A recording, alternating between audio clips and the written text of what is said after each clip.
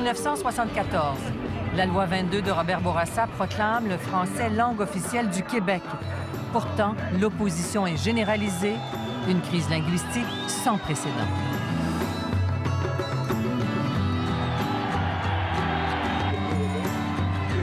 Des officiers.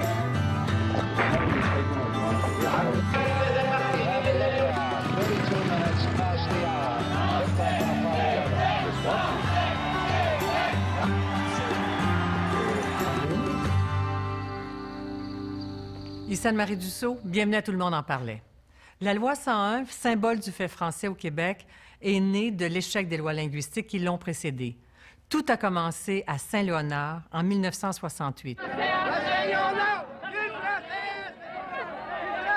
Des parents francophones veulent imposer l'école française à de jeunes Italiens du quartier. La crise éclate. Le premier ministre de l'époque, Jean-Jacques Bertrand, met de l'huile sur le feu avec sa loi 63, une loi qui laisse le libre choix de la langue d'enseignement aux immigrants. En 1974, l'histoire va se répéter avec la loi 22 de Robert Bourassa, une loi qui d'ailleurs va entraîner sa défaite. Lui qui avait connu quelques années plus tôt ses heures de gloire. L'objectif que nous considérons prioritaire pour le Québec, and to create those 100,000 new jobs, c'est de créer 100 000 nouveaux emplois. 100 000 nouveaux emplois!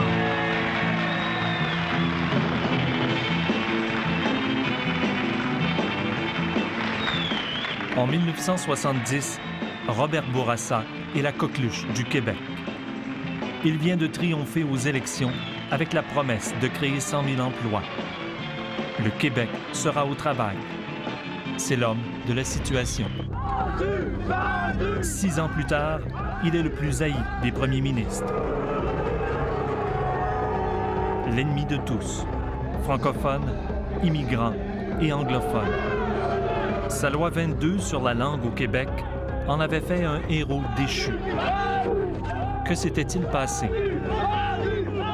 In fact, we're all North Americans, and we have no choice but to be able to function in English. As Quebecers, we also have to function in French, but English is an indispensable language. À l'époque, Victor Goldbloom est ministre de l'Environnement dans le cabinet de Robert Bourassa. Je suis convaincu qu'il voulait agir différemment et probablement que oui, qu'il décelait des erreurs dans la stratégie de M.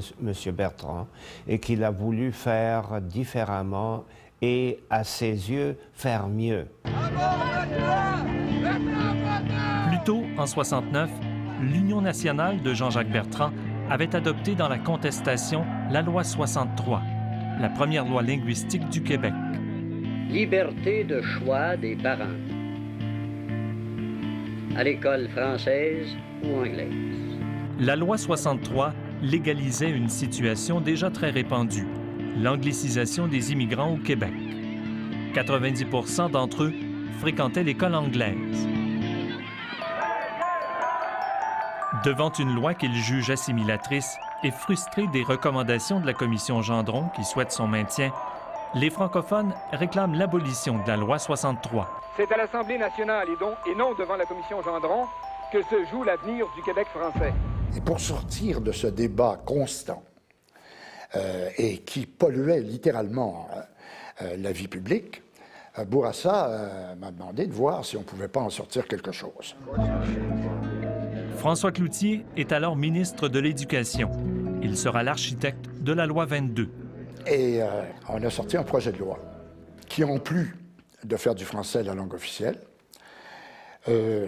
déterminait un certain nombre de situations qui visaient à renforcer l'usage du français. La loi 22 allait plus loin que la loi 63. Elle faisait pour la première fois au Québec du français la langue officielle. La loi étendait en plus l'usage du français au monde des affaires, en particulier au travail. Et M. Bourassa voulait laisser comme héritage la défense, la protection de la langue française. Il voulait que l'histoire se rappelle de lui comme celui qui avait définitivement entouré la langue française d'une protection permanente, définitive, efficace. Nous sommes d'une race qui refuse de mourir. Notre lutte ne fait que commencer. Mais la loi 22 a un point faible, et c'est la question de l'enseignement. Comme la loi 63, elle donne encore aux immigrants l'accès à l'école anglaise. Pour l'opposition péquiste que dirige Jacques-Yvan Morin, la loi est un affront, car elle laisse encore de facto bien des droits à l'anglais. Le Bill 22 étant déjà un bill de bilinguisation, on pourrait se ramasser avec un système encore pire que celui-là. Ça, ce serait la fin de tout. Mais les Québécois doivent, à l'heure actuelle, se préparer au pire dans ce domaine-là. Les Québécois francophones, au lieu d'appuyer la loi, la dénigrent. Robert Bourassa doit vite la défendre devant ses premières attaques. On a été le premier gouvernement à faire du français la langue officielle du Québec. Et ça, les séparatistes ne peuvent pas l'accepter. Ils ne peuvent pas accepter que c'est le Parti libéral qui fait du Québec un État français en Amérique du Nord. Ils réagissent en envieux, en frustrés, en jaloux. En commission parlementaire, la mince opposition péquiste, formée de 6 députés, dont Claude Charron, mène la vie dure au projet de loi.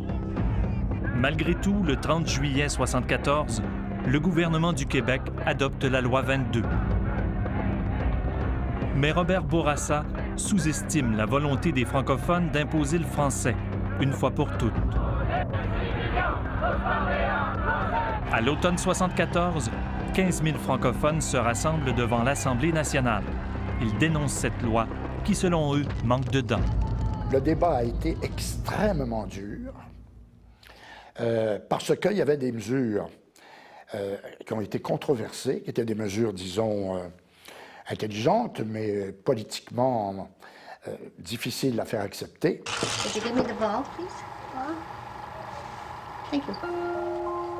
Parmi les mesures les plus controversées se trouvaient les nouveaux tests d'entrée. Désormais, l'accès à l'école anglaise serait le privilège des enfants qui réussiraient un test de connaissance de l'anglais. Des tests qui feront de la loi 22 un véritable casse-tête. Souffrez-vous de maux de gorge et de maux de tête pénibles dus à la pratique de l'anglais? Prenez 222. Elle soulage l'irritation causée par la langue.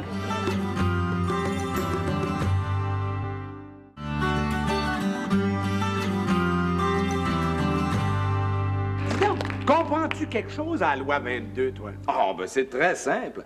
Tout le monde parle français au Québec, sauf les Anglais. Ah oui? Oui, puis les immigrants peuvent envoyer leurs enfants dans les écoles anglaises s'ils passent des tests d'aptitude. Des tests d'aptitude? Mais quelle sorte de tests d'aptitude? Ben, je sais pas, mais des tests d'aptitude. Ah, puis la loi 22, c'est pas à moi à la vulgariser. Non. Elle est déjà assez vulgaire de même. Avec la loi 22, l'accès à l'école anglaise pour les immigrants sera restreint. Ils devront d'abord réussir un test d'anglais.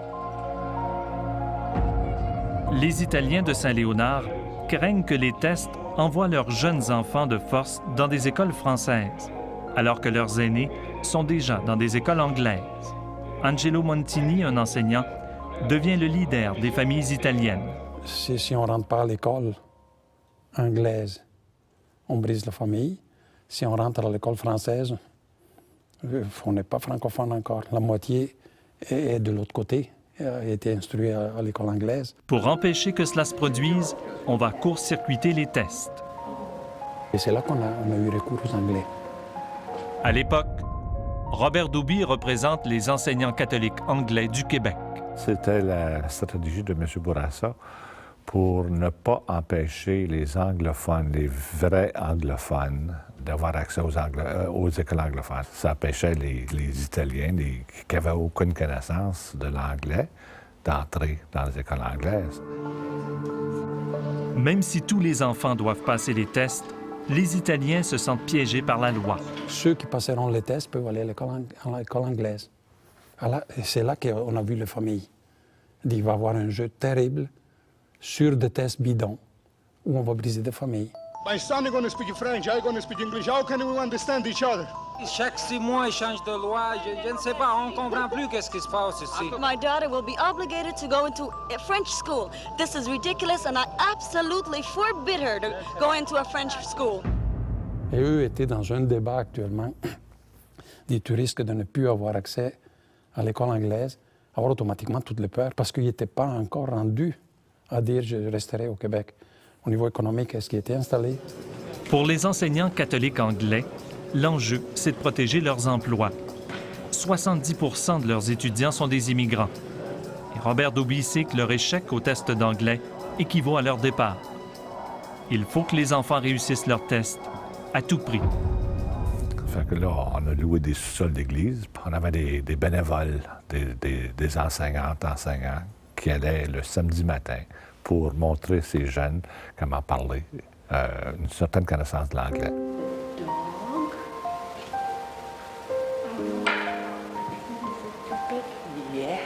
On donne aux enfants des cours instantanés. Ils apprennent en quelques heures les rudiments de l'anglais. Juste assez pour passer les tests et fréquenter les écoles anglaises. À pas pris de temps, on avait les tests, puis on a vu que c'était assez facile. Mais attendez, vous mettez la main sur les tests qu'ils feront passer aux enfants? On avait accès, on a eu accès aux tests, oui. Oui, écoutez, on a une petite communauté anglophone, ça fait que qui est-ce qu'on consultait? En moins de 2, les enfants maîtrisent les mots-clés. Les tests seront un jeu d'enfants. Ça fait quand ils se sont présentés pour les tests, on était les meilleurs enseignants au monde entier. Les jeunes passaient avec 98 puis 97 %, puis c'était tellement facile.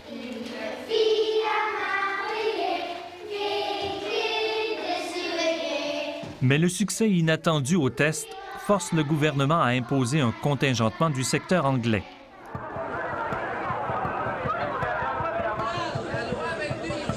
Les Italiens se sentent doublement punis par le système. J'ai proposé à Bourassa de laisser tomber et lui m'a dit non, pas question. Si on laisse tomber, c'est une faute. Alors j'ai continué. Robert Bourassa persiste et maintient sa loi. Mais les tests finiront par la discréditer et la loi 22 deviendra une risée. Léo Lagacé, je viens pour les tests du Bill 22. Sì, vieni. Siete down. Saluto il signor Meo Lagacé. Ah, scusate, parli juste anglais. L'anglais, c'est la langue de travail. Ici, on lave la vaisselle en anglais, on fait les ménages en anglais. Oui. Bon, nom, prénom, date de naissance. What? Bon, qu'est-ce que c'est que ça? Va rispondere il signor.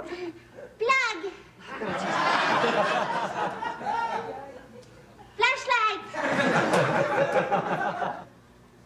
Ma figlia. Carmela? Don.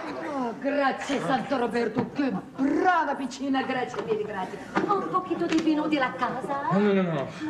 Bon, ça va faire. Cet enfant-là va aller à l'école française. Assez le français sur le bout de ses doigts. Bonjour.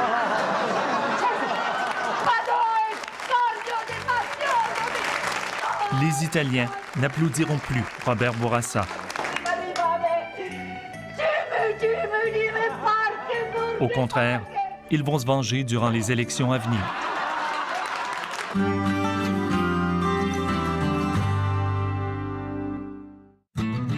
Pour en savoir plus sur les crises linguistiques, vous pouvez visiter notre site Internet à radio-canada.ca/parler. You're a frog, I'm a frog, kiss me, and I'll turn into a prince suddenly. Done with it, peanuts, m'en va te chanter, alouette sans fausse note. Dans les banlieues cossues de Montréal, à majorité anglophone, la loi 22 inquiète.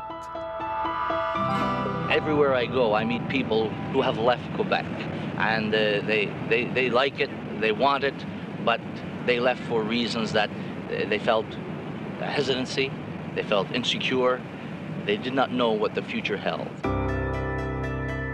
George Springate, député libéral de Sainte-Anne, est sur toutes les tribunes. Il ameute tous les anglophones au pays, outrés par cette loi qui menace leurs droits acquis.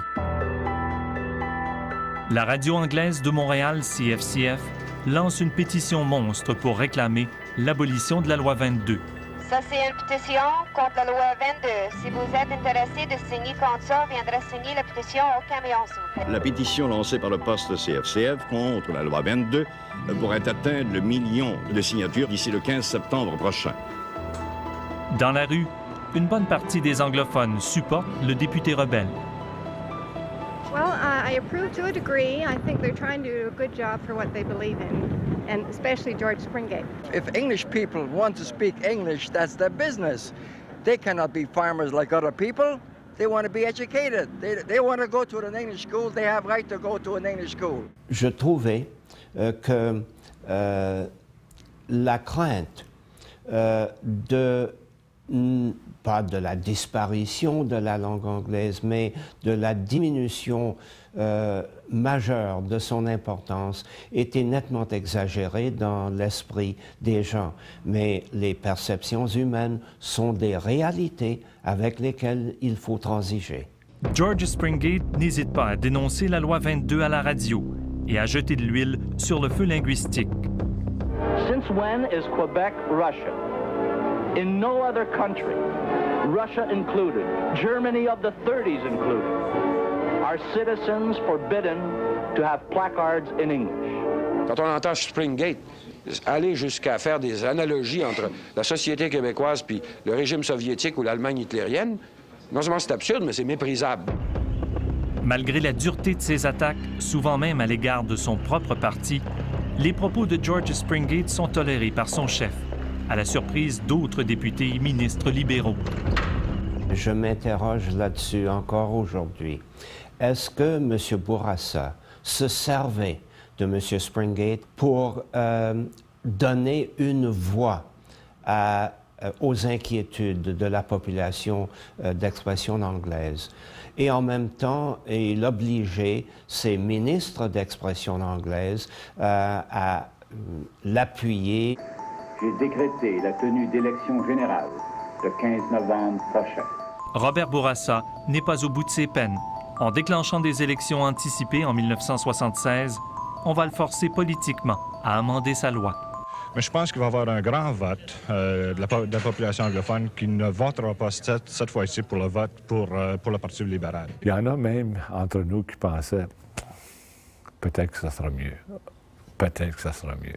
Parce que M. Lévesque avait une certaine réputation d'être une personne assez honnête et ouverte. Peut-être que ça sera mieux. Même à ce risque-là. Je ne dirais pas ça aujourd'hui, là. Les Italiens qui flirtaient avec les libéraux courtisent maintenant les péquistes et les unionistes. Or, on avait dit à Bourassa, mais on va te le faire payer au niveau politique. En pleine campagne électorale, Angelo Montini organise un débat devant les Italiens. Allora espresso il desiderio. On avait invité ceux qu'on n'aimait pas au niveau Parti libéral, qu'on a hué.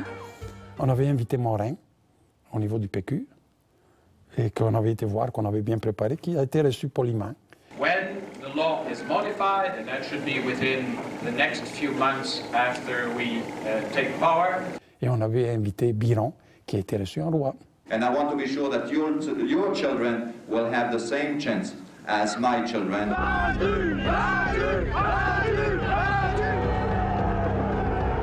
6 ans après son élection de 70, Robert Bourassa est tué partout où il passe.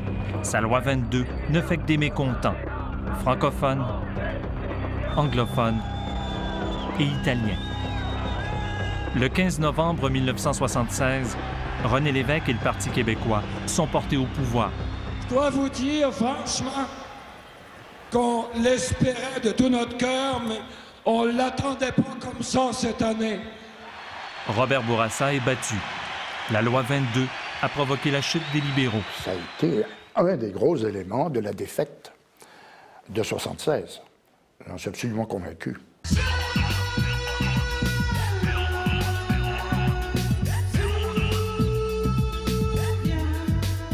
Un an plus tard, en 1977, le Parti québécois va remplacer la loi 22 par la loi 101, une loi plus contraignante et plus coercitive. Malgré les attaques qu'elle subira, la loi 101 deviendra la loi qui incarnera la défense du français au Québec.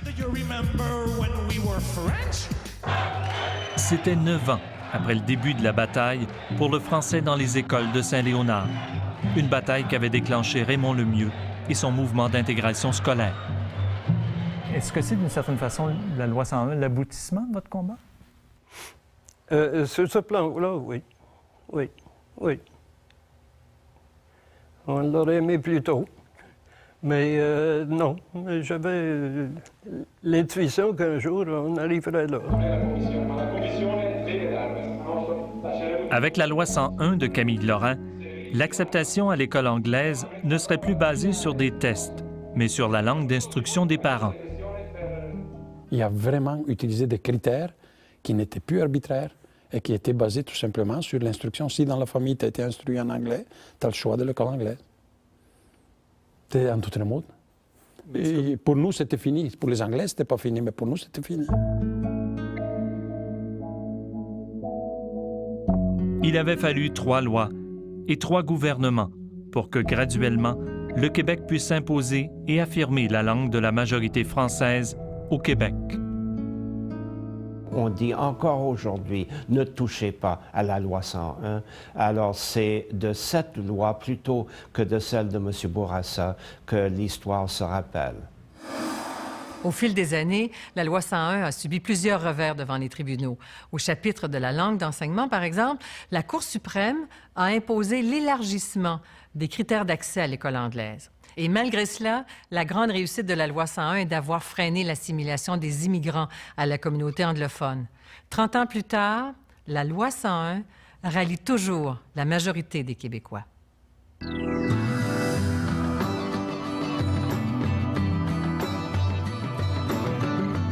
Aujourd'hui, on se dit, hey, on se traite bien avec la loi 22.